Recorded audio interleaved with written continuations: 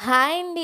అందరూ ఎలా ఉన్నారు? మా హస్బెండ్ అయితే చాలా రోజుల నుంచయితే డాబాకెళ్దాం రోటీ తినాలనుంది అని అయితే అన్నాడు. మొన్న సండే అయితే నాన్ వెజ్ అయితే తీసుకొచ్చారు. నేను ఎగ్గు, చికెన్ కర్రీ అయితే చేశాను.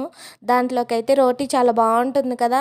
అందుకే మా హస్బెండ్ అయితే ఆ రోజు బయటెళ్ళాడు. వచ్చేలోపైతే నేను రోటీ ప్రిపేర్ చేశాను.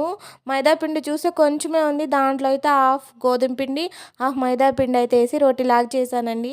నేను ఇదే ఫస్ట్ టైం చేస్తున్నా. టేస్ట్ అయితే చాలా బాగొచ్చాయి. అచ్చం మనం డాబాలో తినే రోటీ ఎలా ఉంటుందో అలాగే కుదిరాయి. ఎవరికైనా ఇలా తినాలని ఉంటే ఒకసారి ఇలా ట్రై చేసి చూడండి. చాలా కుదిరాయి టేస్ట్ అయితే.